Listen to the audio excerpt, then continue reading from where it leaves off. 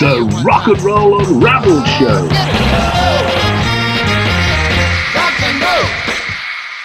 I'm Derek Shelmadine. Welcome to another Rock and Roll Unraveled Show.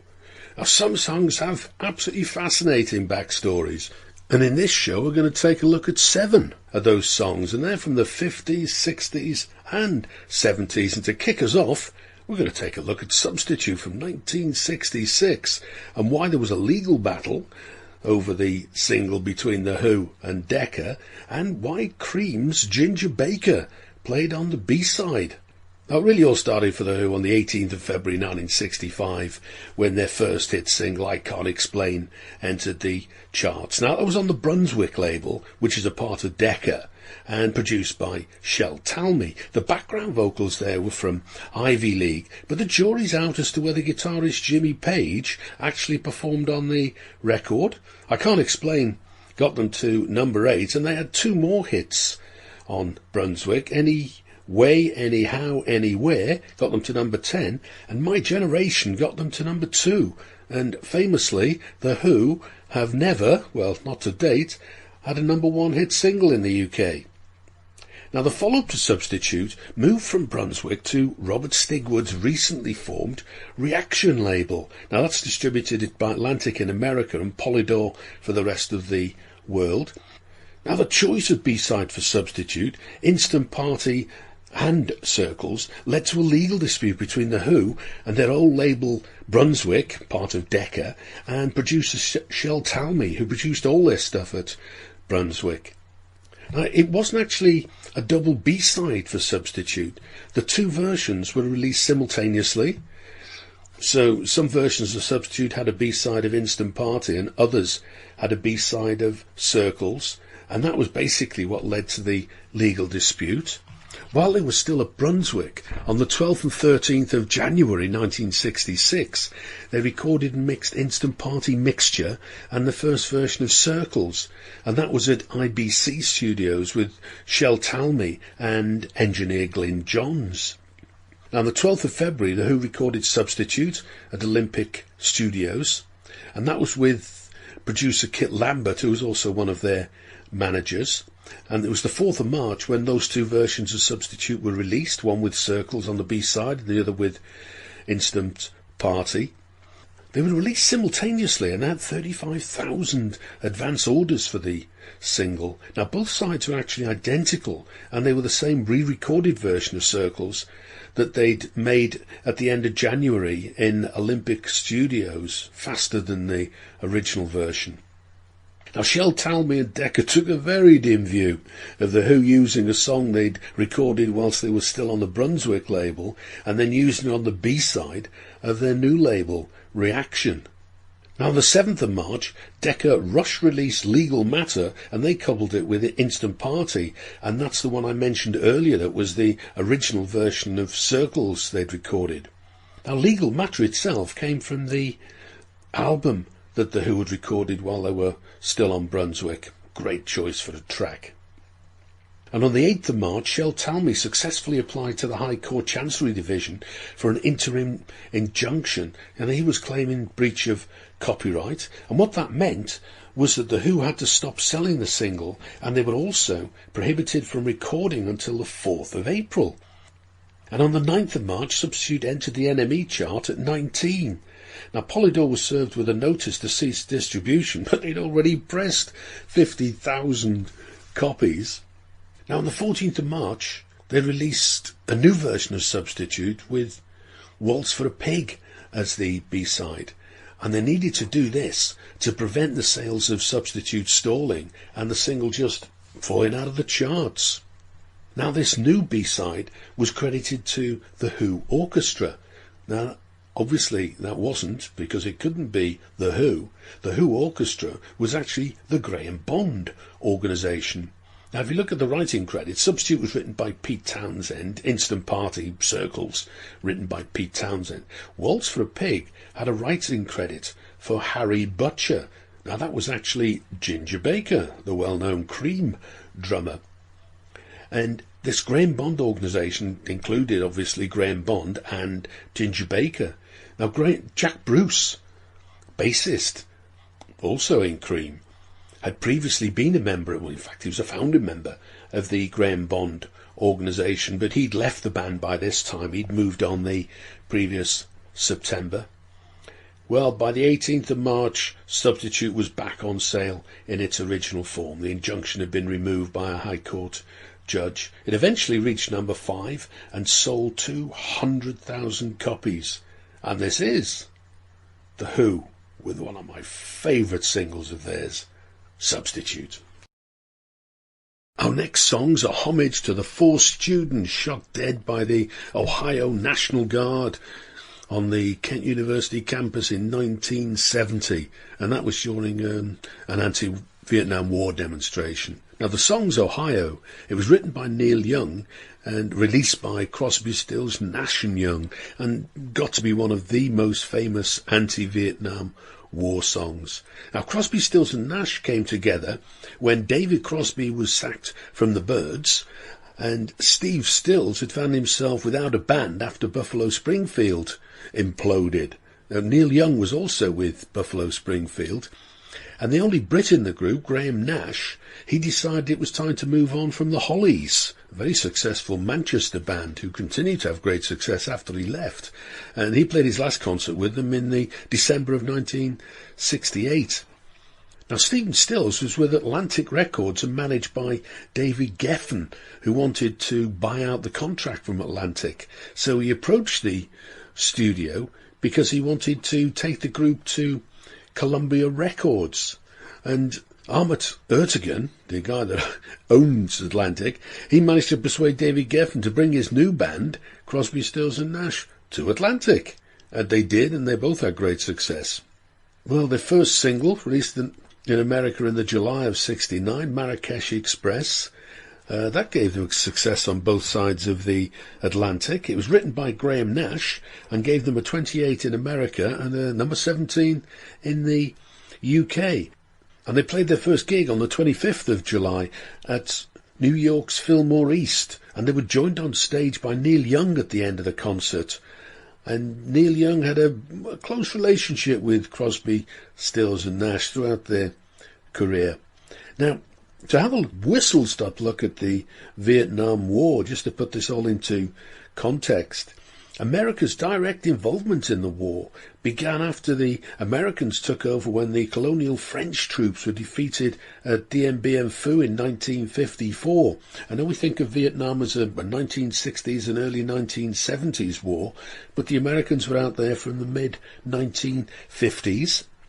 The first US ground forces arrived in the shape of 3,500 Marines in 1965. And by the time of the Tet Offensive in January 1968, there were around 500,000 American troops in Vietnam. Now, Tet was the turning point of the war. It was the battle when communist forces simultaneously attacked dozens of targets in South Vietnam. They were eventually repulsed, but America won the battle but lost the war. By then, public opinion was firmly against the war. I mean, that's an understatement. Peace negotiations started shortly afterwards on the 10th of May 1968, though they weren't actually concluded until 1973. Now, much of the anti-war protest was driven by college students, and it was the killings at Kent that inspired Neil Young to write Ohio. And the tragedy came about in the May of 1970, or the 1st or the 4th to be precise. It was a series of anti-war demonstrations at Kent University and in the local town. The events all started on the 1st, but it was the 4th when the fatal shootings took place. Now, the protest itself started on the 1st of May with an anti-war demonstration on the grassy Commons area in the middle of Kent State University campus, and they buried a copy of the American Constitution as a symbolic gesture. That evening, the protest moved to downtown Kent, escalated into violent confrontation with the local police. This prompted Kent's mayor, Leroy Satram, to declare a state of emergency, and on the Saturday, the 2nd of May, Ohio Governor James Rhodes sent the Ohio National Guard into Kent. By the Sunday, there were 1,000 guardsmen on campus. And there was another rally on the campus, and the guards used tear gas to disperse the crowd. Well, the fateful day came at the demonstration on the Monday, the 4th of May. University authorities tried to ban the event, but by midday there were 3,000 people gathered on the university's commons. And when the crowd refused to disperse, the National Guard once again resorted to tear gas, but this time it failed to break up the demonstration. Students yelled and threw stones at the National Guard, and a small number of guardsmen responded by opening fire directly into the crowd. And when the shooting stopped, 4 students were dead and another 9 were wounded. The 4 students who died were Alison Krauss, Geoffrey Miller, Sandra Schur and William Schroeder. And John Filer was a Kent State photography major in 1970, and he won a Pulitzer Prize for his iconic photograph showing a distraught Marianne Vecchio kneeling over the dead body of Geoffrey Miller. Now, a number of songs were inspired by the events of the 4th of May, but far and away the most famous is Ohio. That entered the Billboard Top 40 on the 11th of July, 1970. It was a number 14 in America, but it was never a hit in the UK. Now, this is the version from the live album, Four-Way Street, and this is Crosby, Stills, Nash and Young with Ohio. You're listening to Derek Shelmerdine with the Rock and Roll Unravelled show. We're looking at the stories behind some of the classic songs from the 50s, 60s and 70s. But before continuing with a look at the songs, there's an opportunity to win a signed copy of my book, Rock and Roll Unravelled. Now, every month in conjunction with the Rock and Roll Unravelled show, there's a simple question to enter the draw, and you can win that signed copy. For the current question, just check out my homepage at rockandrollunraveled.com. That's 2 L's for the Unravelled. Follow the link to the quiz at the top of the page, send me the answer, and I'll send a signed copy to the lucky winner anywhere in the world. Now, Rock and Roll Unravelled tells a story of rock and roll from its roots to mid-1970s punk. And Record Collector magazine, well, they liked it. They described the book as comprehensive and invaluable. Good luck with the competition. Meanwhile, back to the next song. Well, actually, the next one has 2 associated songs, both from Phil Spector and his Wall of Sound. The first one was withdrawn. That was He Hit Me, and It Felt Like a Kiss. And that was withdrawn after an absolute outcry after the content of the song. And its replacement, even more bizarre story, that was He's a Rebel. That was recorded by one artist and then released, credited to somebody completely different. Now, Phil Spector set up his own label, Phillies, in late 1961. He set that out with his mate Lester Sill. The first Phillies single, and that was Phillies 100, was the Crystals' There's No Other Like My Baby. That hit the Billboard Top 40 on the 11th of December 1961, and it gave them a number 20.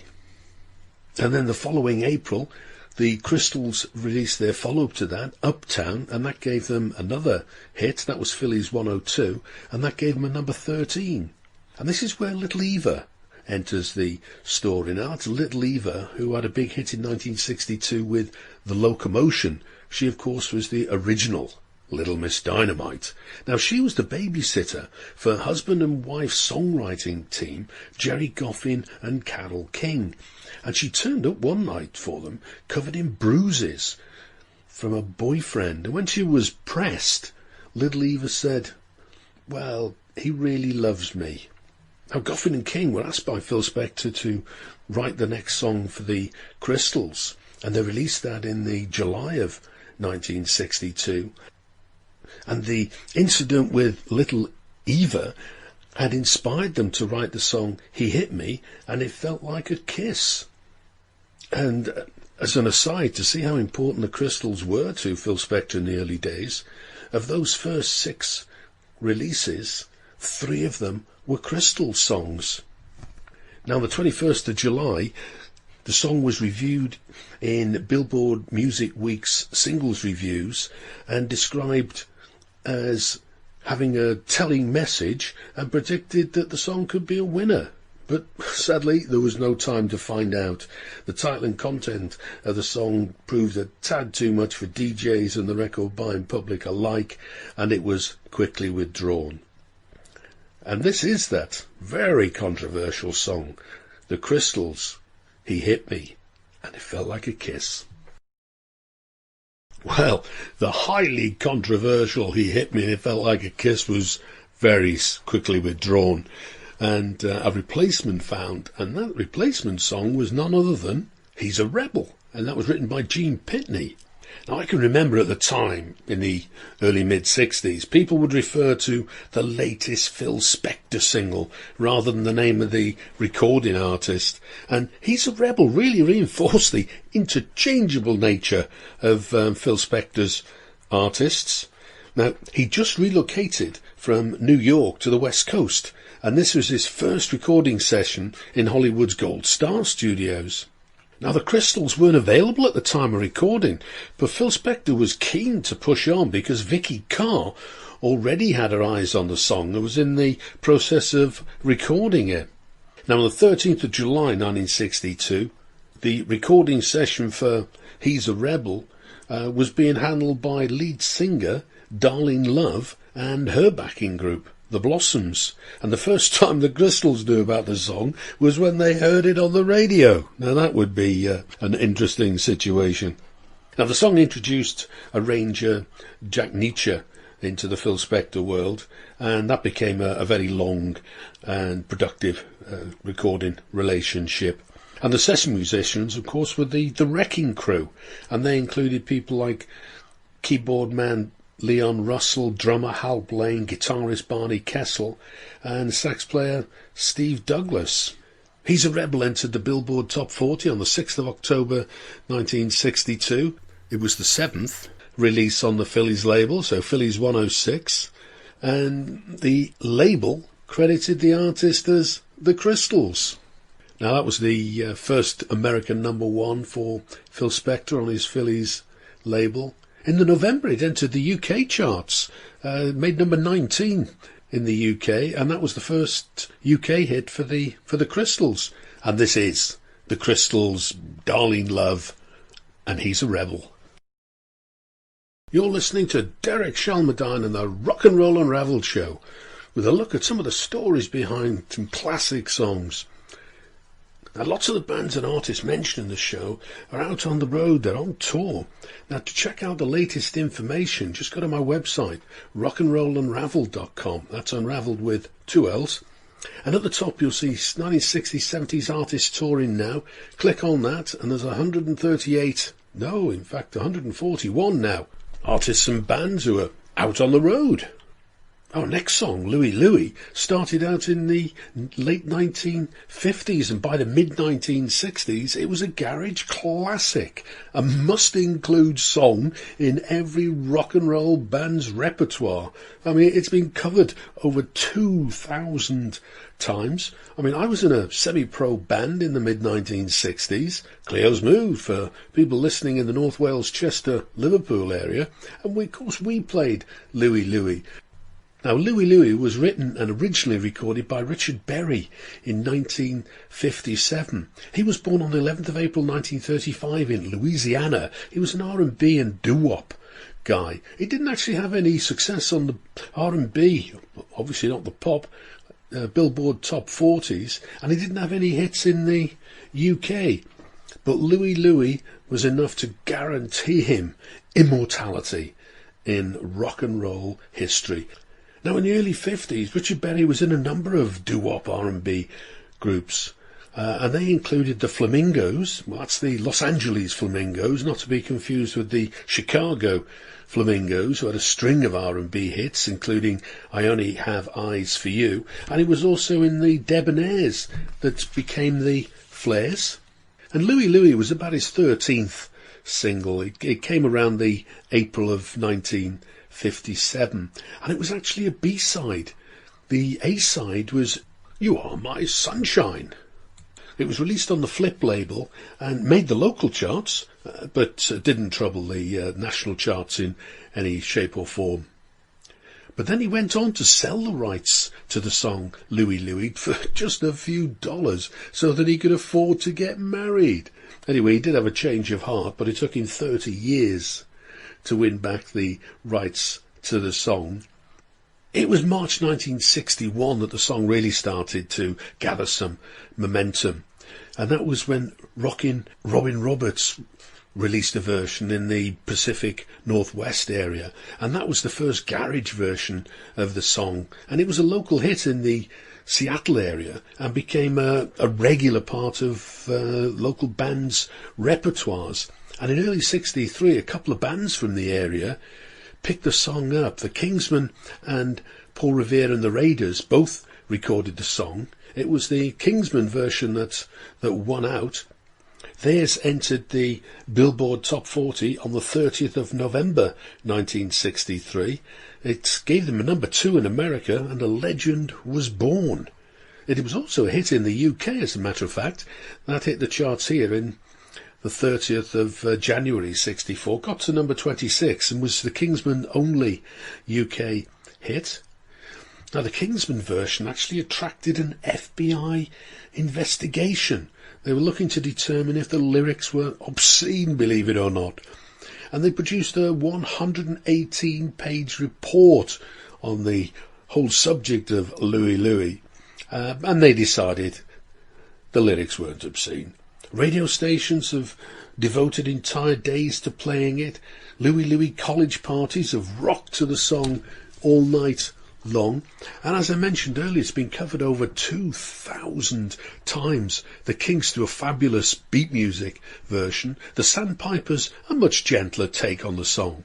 And the Sonics have a punk-esque version.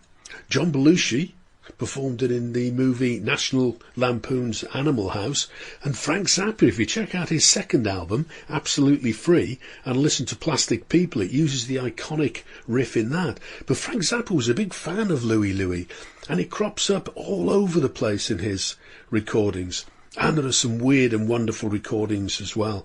I mean, if you ever get the chance, have a listen to the Rice University Marching Owl Band's version of Louie Louie. It has to be heard to be believed. It's wonderful. Well, you can hear the doo-wop influence from the man who wrote it and gave us the original version, and this is Richard Berry with Louie Louie. Hello Little Girl had a very interesting route into the charts. It started out as a Beatles song with a writing credit to McCartney and Lennon, but it was actually John's first composition. And it was regularly a part of the set list for the Quarrymen and the Beatles right from the very beginning in 1957. In fact, on the 1st of January 1962, the song was included in their failed Decca audition set, and that was when they lost out to Brian Poole and the Tremolos. Hello Little Girl wasn't released by the Beatles in their lifetime. It wasn't until November 1995 with Anthology 1 that we managed to hear what their version sounded like. Its next chance to get into the charts was with Gerry and the Pacemakers. They recorded Hello Little Girl in the July-August of 1963, and that was as the possible follow-up to their second number one, I Like It.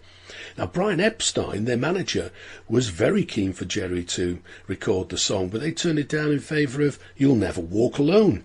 Now, that was produced by George Martin, written by Rodgers and Hammerstein, and it's from their 1945 musical Carousel.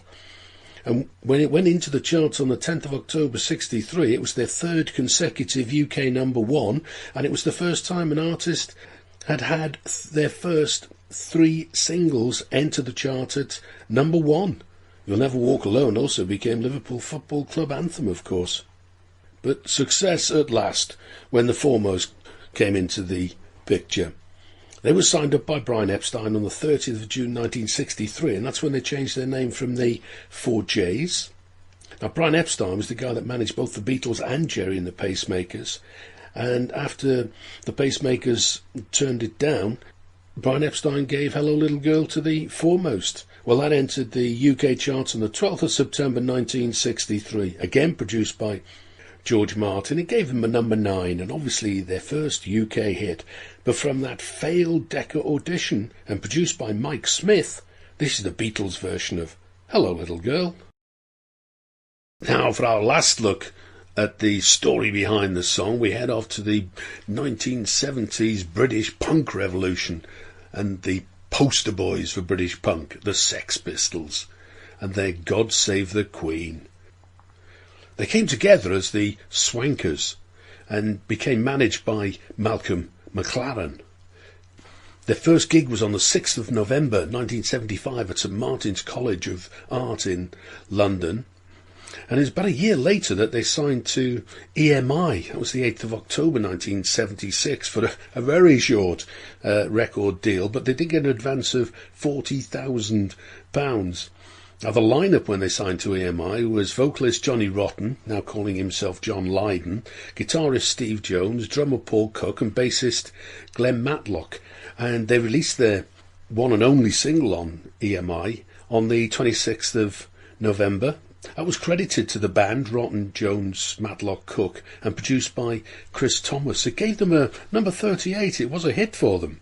Well, in the UK, but it wasn't a hit in America. In fact, the Sex Pistols have never, to date, had a hit in America.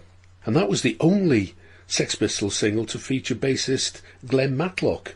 But their relationship with EMI started to fall apart on the 1st of December when they made their notorious appearance on the UK TV show Today. Now, that was hosted by Bill Grundy. They were on the show to promote their first single, Anarchy in the UK, and an upcoming UK tour that was lined up for January. Now, Bill Grundy, towards the end of the interview, was goading Steve Jones to, quote, say something outrageous. And he goaded him just a little bit too far, and he did, and out came the F word. Now, it's absolutely commonplace on TV today, the F word. Even the C word pops up and nobody raises an eyebrow. But in 1976 it was absolutely unheard of and considered to be disgusting. In fact, it shocked the nation. It made headline front page news in the Daily Mirror, which at that time was the second biggest British national newspaper. And the headline the following day in the Mirror read, "The filth and the fury!" exclamation mark. That's how shocking it was. Well, the outcome was immediate. Bill Grundy was sacked by the TV station. And for the Sex Pistols, well, most of the dates for their upcoming tour were cancelled by the promoters and venue owners in disgust at the TV show. EMI terminated the Sex Pistols contract. They realised that the Sex Pistols were far too controversial for the company that gave the world the Beatles. But they did get to keep their £40,000. They actually parted company on the 6th of January 77. So while they were between record deals, Glenn Matlock, the bassist, was replaced by Sid Vicious around the sort of end of February. But on the 10th of March, they signed to A&M, and they had a sort of mock signing ceremony outside Buckingham Palace. But that only lasted about 2 weeks, and that contract was terminated. But they were £75,000 richer. And they did manage to release one single. Well, it more escaped than was released. The single was God Save the Queen, coupled with No Feeling, again a writing credit to Cook, Matlock, Rotten and Jones, and produced by Chris Thomas. But it was absolutely immediately withdrawn. So it was an official release, and a very, very few copies actually did get out into the market. And if you have one of these, you're in line for a very good holiday. Check the attic, because at Wessex Auctions on the 1st of November 2019, a mint copy of God Save the Queen on A&M sold for £15,652. So that is a definite check the attic job. Well, they had a turbulent journey after signing to EMI on the 8th of October. One single at EMI, another at A&M. Between EMI and A&M, Sid Vicious replaced Glenn Matlock on bass, and by the time they were signed by Virgin, they were £115,000 richer from two very short-lived record deals. Well, life settled down, sort of, for the Sex Pistols. On the 27th of May 77, they released their first Virgin single, and that was God Save the Queen. But this time we had a different B-side. It was Did You Know Wrong? Well, that's it. I've been Derek Shelmadine. You've been listening to the Rock and Roll Unravelled show and the stories behind some of the greatest rock and roll singles. I hope you've enjoyed the show half as much as I have in putting the whole thing together. If you're into social media, check out Twitter at RNR Unravelled and Facebook at Rock and Roll Unravelled. And remember, you can win a signed copy of my book, Rock and Roll Unravelled. Check out the website, rockandrollunravelled.com. And that's 2 L's for all those unravels. Click on the link to the competition and best of luck. But join me next time for another look at a little piece of rock and roll unravelled. Now, to play us out, it entered the charts on the 4th of June 1977. It gave the Sex Pistols a number 2. Remember, it's actually their second UK hit, but this is the Sex Pistols. God Save the Queen.